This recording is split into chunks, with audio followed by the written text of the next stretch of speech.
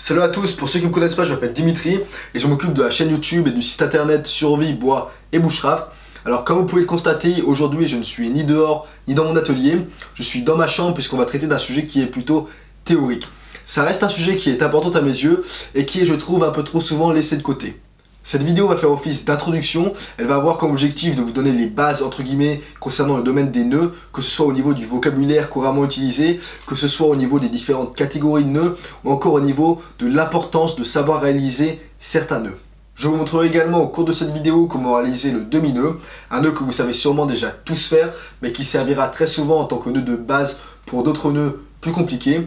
Donc je préfère perdre un petit peu de temps dans cette vidéo pour m'assurer une bonne fois pour toutes que vous sachiez tous ce qu'est le demi-nœud, afin de ne pas perdre de temps lors de mes prochaines vidéos.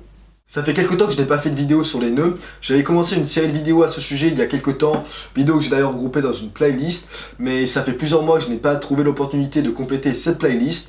Récemment, j'ai décidé de rédiger un article sur mon blog qui reprend les bases concernant le domaine des nœuds et qui regroupe certains nœuds que je considère utiles selon diverses situations et que je suis moi-même amené à utiliser, que ce soit dans la vie de tous les jours ou lors de mes sorties en forêt. Il existe différents nœuds selon différents besoins, chaque nœud va avoir sa propre utilité et tous les nœuds ne seront pas utilisés dans un scénario particulier. Je souhaitais illustrer chaque nœud dans mon article par le biais d'une vidéo dédiée, de manière à ce que vous, ainsi que les lecteurs de l'article, puissiez reproduire le nœud sans grande difficulté. Avant de continuer la vidéo, je suis bien conscient que le domaine des nœuds n'est pas extrêmement passionnant, je suis premier à reconnaître, et je sais pertinemment que 99% d'entre vous préféreraient que je fasse un test de couteau à la place. En plus de ça, l'apprentissage des nœuds va demander une certaine rigueur, une certaine discipline. La seule manière de mémoriser un nœud va être de vous entraîner à le faire et à le refaire. Autrement, si vous n'êtes pas amené à utiliser souvent un nœud particulier, vous allez l'oublier extrêmement rapidement. Malgré tous ces inconvénients, avoir en connaissance certains nœuds utiles dans sa tête reste à mes yeux primordial si vous partez souvent dans la nature ou même encore une fois dans la vie de tous les jours. J'aurai l'opportunité d'y revenir un peu plus en profondeur par la suite de la vidéo, mais dites-moi réellement à quoi ça sert d'avoir de la paracorde dans votre sac à dos si vous ne savez pas comment proprement l'utiliser. Parlons maintenant 2 minutes du vocabulaire lié au nœud. Oui, je sais, personne n'aime le vocabulaire. Encore une fois, je ne fais pas exception, donc je ne vais pas vous embêter avec une liste à n'en plus finir. J'aimerais seulement clarifier 2-3 termes, autrement vous risquez de ne pas comprendre grand-chose au processus de réalisation de chaque nœud, puisque je serai amené à souvent utiliser ces termes lors des prochaines vidéos. J'ai avec moi une petite section de paracorde, mais le vocabulaire sera le même pour n'importe quel autre bout de ficelle. Lorsque l'on parle de nœud, vous allez très souvent entendre deux mots, d'un côté le courant et de l'autre côté le dormant. J'ai ma corde dans les mains, le courant est l'extrémité dynamique de la corde qui va suivre un parcours. On dit que le courant tisse le nœud, que le courant réalise le nœud. En d'autres termes, il s'agit tout simplement de l'extrémité du bout de la corde. Le courant est opposé au dormant, qui est la partie statique de la corde. On dit que le dormant subit le nœud. Tiens, c'est une bonne opportunité pour moi de vous montrer comment faire le demi-nœud, qu'on appelle également nœud simple. Ça vous permettra de mieux comprendre la différence entre courant et dormant. Le demi-nœud, ou encore le nœud simple, comme son nom l'indique, est le nœud le plus simple que vous allez pouvoir trouver. Donc pour le faire, je n'ai pas besoin d'une section aussi grande. Vous allez tout d'abord faire une boucle en passant le courant par-dessus le dormant. Donc encore une fois, on va avoir le courant qui est la partie dynamique, l'extrémité dynamique de la corde que vous allez passer au-dessus du dormant. Donc je répète une dernière fois, le dormant c'est la partie statique de la corde qui va subir le nœud. Vous allez passer votre courant par-dessus le dormant. Vous allez ensuite revenir avec votre courant et repasser à l'intérieur de la boucle. Donc, votre courant est passé par-dessus le dormant. Il va passer autour du dormant. Et il va repasser à l'intérieur de la boucle, comme ceci. Donc, vous devriez avoir un résultat de ce type. Et puis, pour terminer le nœud, vous allez tout simplement tirer en même temps sur le courant et le dormant. Et votre demi-nœud est terminé. En plus d'être un nœud élémentaire qu'on va retrouver dans d'autres nombreux nœuds plus compliqués, le demi-nœud peut également servir comme nœud d'arrêt.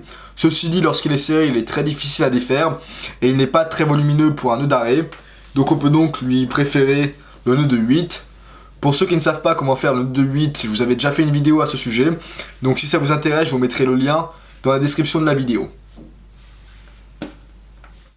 Vous avez donc compris ce qu'était le courant et le dormant.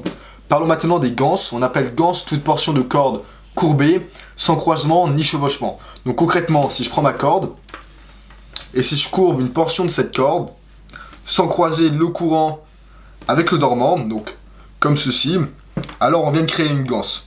Pourquoi je vous dis ça? Encore une fois, parce que vous verrez par la suite que de nombreux nœuds nécessitent de faire une ganse au préalable. Certaines fois on parle de nœuds gansés, il s'agit en fait de nœuds dans lesquels on a fait une ganse avec une des extrémités avant de le terminer. Pour rester avec l'exemple du demi-nœud, je vais vous montrer comment faire le demi-nœud gansé. Donc on part comme si on faisait un demi-nœud normal, j'espère que vous vous en souvenez. Vous faites une boucle en passant le courant par-dessus le dormant. Vous passez avec le courant autour du dormant, puis vous allez repasser à l'intérieur de la boucle par en dessous. À ce niveau, si vous tirez en même temps sur le courant et le dormant, vous avez terminé votre demi-nœud, mais on va faire un demi-nœud gansé. Donc je vais prendre le courant, l'extrémité de la corde encore une fois, et je vais repasser à l'intérieur de la boucle, comme ceci. Puis je n'ai plus qu'à avoir à tirer, et j'ai terminé mon demi-nœud gansé. Ce nœud porte également le nom de nœud de galère. L'avantage principal avec les nœuds gansés est le fait qu'on va pouvoir les défaire extrêmement rapidement. Pourquoi? Eh bien puisque la boucle est coulante, comme vous pouvez voir. Donc pour défaire un nœud pareil, je vais tout simplement avoir à tirer sur le courant et le nœud va se défaire. Je vais vous montrer ça, mais d'abord j'aimerais vous expliquer quelque chose. Si justement vous ne voulez pas que le nœud se défasse par mégarde, eh bien vous n'avez qu'à passer le courant à l'intérieur de la boucle. De cette manière, si on tire sur le courant sans faire attention, le nœud ne va pas se défaire. Donc je vais maintenant remettre le nœud de galère, qu'on appelle encore une fois le demi-nœud gansé.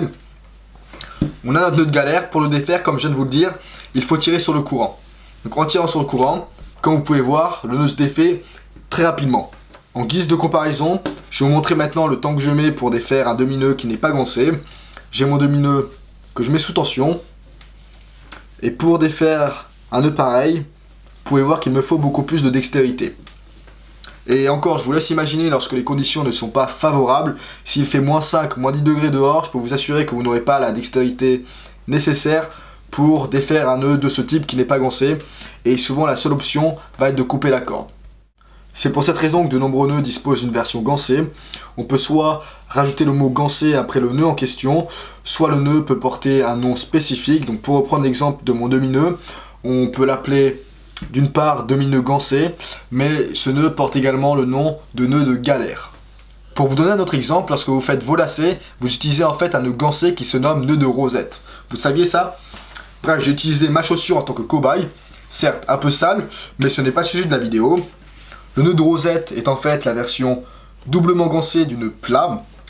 Pour ceux qui ne savent pas ce qu'est le nœud plat, on en parlera dans une autre vidéo.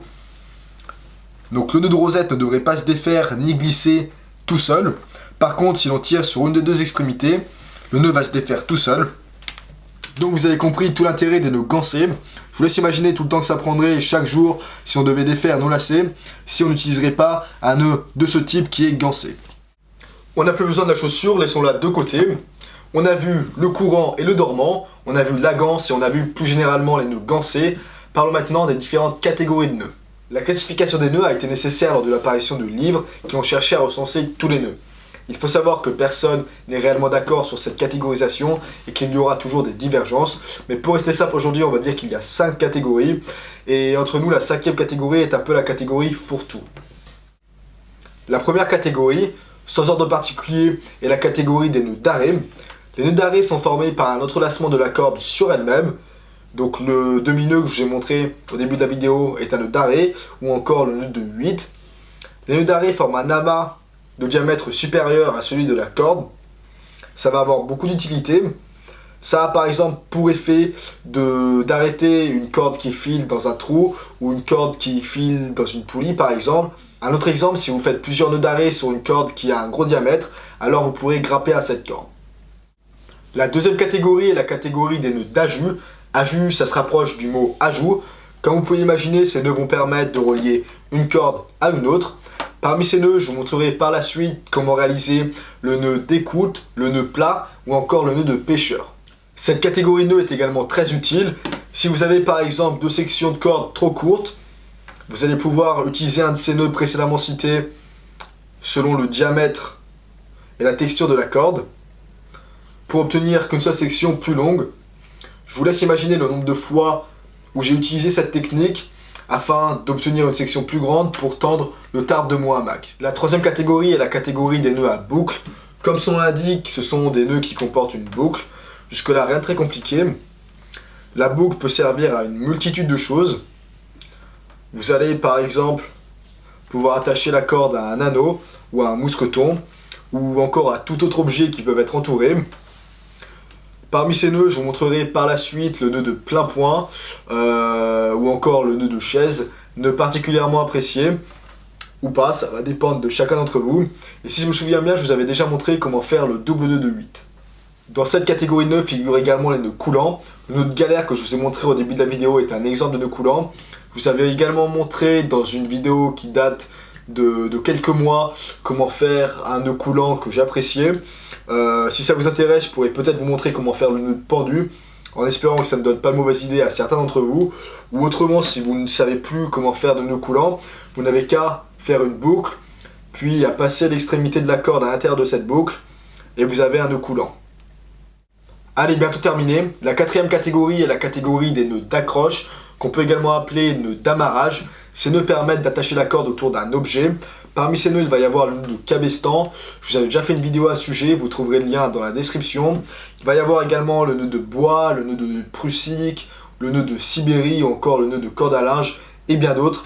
Certains de ces nœuds sont vraiment indispensables à connaître lorsque vous partez dans la nature. Enfin, la cinquième catégorie regroupe tous les autres nœuds.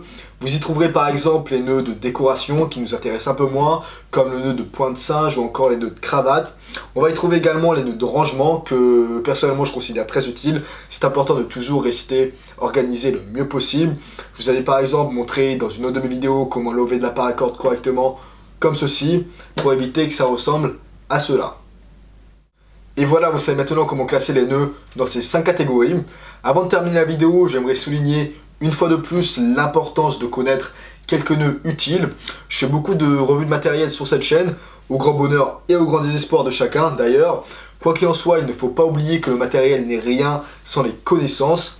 Comme je l'ai dit au début de la vidéo, à quoi ça sert d'avoir de la paracorde dans votre sac à dos ou encore pire d'avoir un bracelet de paracorde attaché autour de votre poignet si vous ne savez pas correctement comment utiliser cette paracorde. Il faut vraiment garder en tête que le matériel n'est que le prolongement de nos propres connaissances, de nos propres compétences. L'apprentissage des nœuds reste quelque chose de compliqué, encore plus si vous êtes comme moi et que vous n'avez pas une excellente mémoire pour ce genre de choses. La seule manière de ne pas oublier la réalisation d'un nœud en particulier est de vous entraîner à le faire et à le refaire de manière consistante. Si vous ne refaites pas plusieurs fois dans le mois un nœud particulier, alors il y a de fortes chances que vous ne vous en souviendrez pas lorsque vous en aurez réellement besoin. Connaître le nœud adéquat dans la situation en question peut s'avérer extrêmement utile, si ce n'est indispensable dans certaines situations critiques. Si vous ne vous entraînez pas à faire et à refaire les nœuds que vous considérez utiles, alors je peux vous garantir que dans une situation de stress, vous perdrez toute faculté à vous souvenir de la réalisation d'un nœud particulier que vous aurez vu faire des mois auparavant sur un écran d'ordinateur.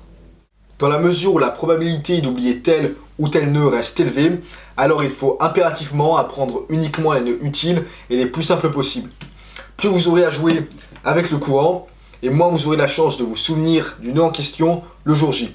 Rappelez-vous d'une chose, un beau nœud est un nœud dont on se souvient. Il n'a pas besoin d'être compliqué pour être bon, apprenez systématiquement le nœud le plus simple, tant qu'il reste adéquat bien entendu. Allez, ce sera tout pour aujourd'hui. Je vous prie de m'excuser encore une fois pour la vidéo qui n'est pas très passionnante, mais qui reste nécessaire pour que tout le monde puisse comprendre les prochains nœuds que je compte vous montrer dans mes prochaines vidéos et dans mon futur article. J'espère que j'aurai quand même pu vous apprendre des choses. Merci à tous et à la prochaine.